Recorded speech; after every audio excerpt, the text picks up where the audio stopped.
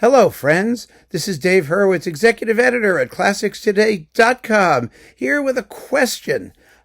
One of you asked a very, very interesting question, and it got me to thinking, which means this is going to be one of those sort of stream of consciousness things. So I hope you'll put up with me. But the question was, do I have a list of great works written since the year 2000?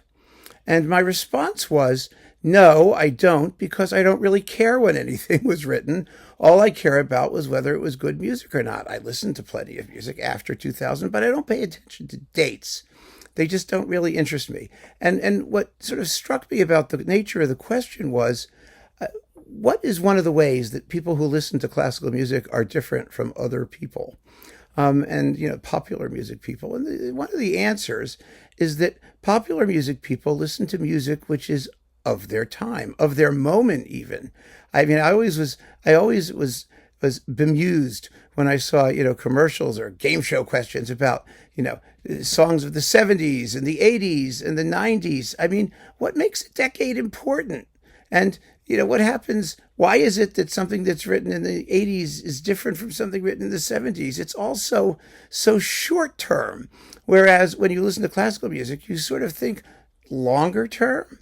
I mean, really? 200 years ago, 300 years ago? I mean, that's what we're listening to as often as not. And the classical canon of works is basically, hundreds of years old. It goes back hundreds of years anyway.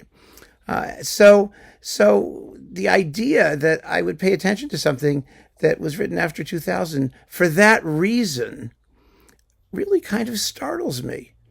Is there anything musical?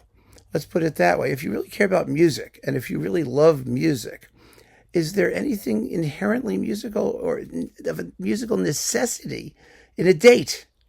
I would argue no. The date doesn't matter. All that matters is whether something's a good piece of music or not a good piece of music. I mean, think about what has happened over the past half century or so as the academic serialist 12-tone, interruption has come to an end. And other things have taken its place. Who makes that decision? That was contemporary music. Now music is tonal again, or a lot of it is, let's put it that way. Most of it is. There's some hangers-on and things like that. But what made it change and what made it change back? It certainly wasn't some sort of decree. It wasn't the interest of the public, because in the classical music world particularly, nobody gives a damn about what the public thinks. Nobody knows.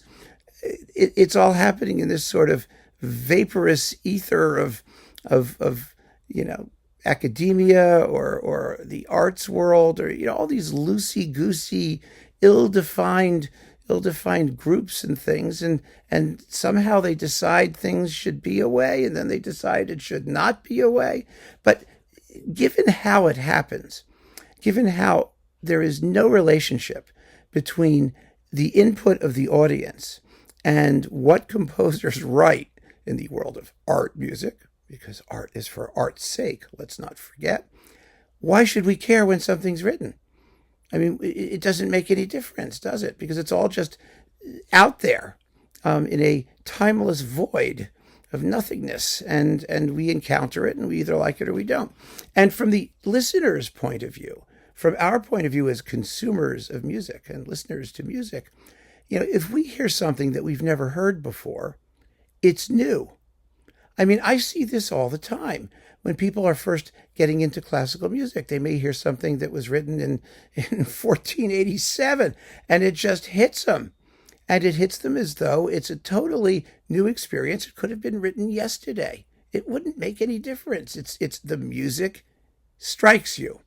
And music of any time, of any place, of any person, of any group can strike you at any time. And it makes no difference whether it was written in the Baroque period or whether it was written, in 2003.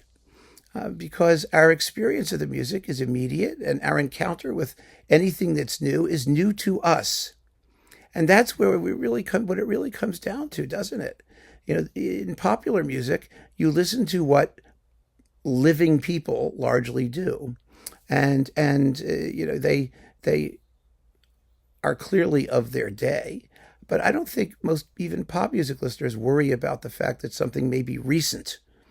I don't think so at all. People consume music because they like music whenever it was written.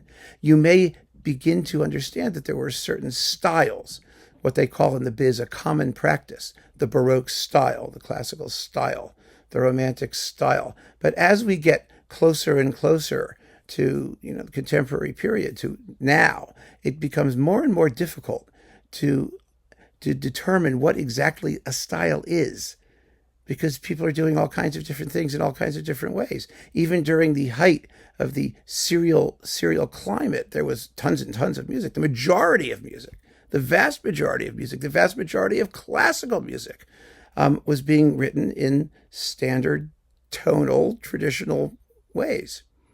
And that's the music we listen to, by the way, from that period. I just did a talk about George Lloyd's symphonies. I mean, he passed away, a couple decades ago, and wrote symphonies up through the 80s or 90s. Or we're listening now to Nikolai Kapustin, who just passed away, and who wrote music in the jazz style.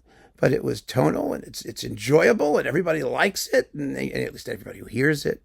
And the only issue is not when it was written. It's whether or not people enjoy it or not.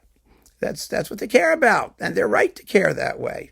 So I think I don't want to belabor this point. It's sort of a brief point, but it's a very curious thing. I don't care when anything was written.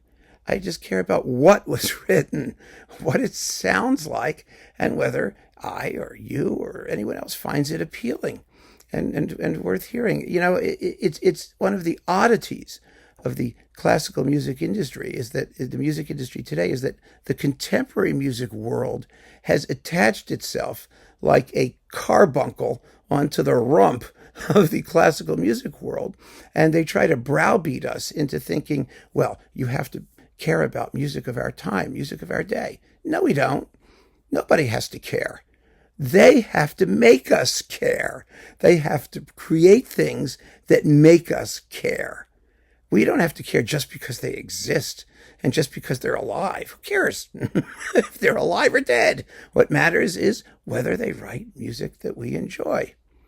And that's part of the timeless aspect of what makes things a classic. And it gets us to thinking that way, doesn't it? We start to think about music in terms of its long-term duration or its viability over time. Not, oh, well, it's just recent and that makes it important or necessary. So think about that. I'd be interested to have your perspective on it. I think it's really a quite interesting question. And let me know what you think about it. We could have an interesting conversation. So keep on listening, friends. Thanks so much for joining me. Take care.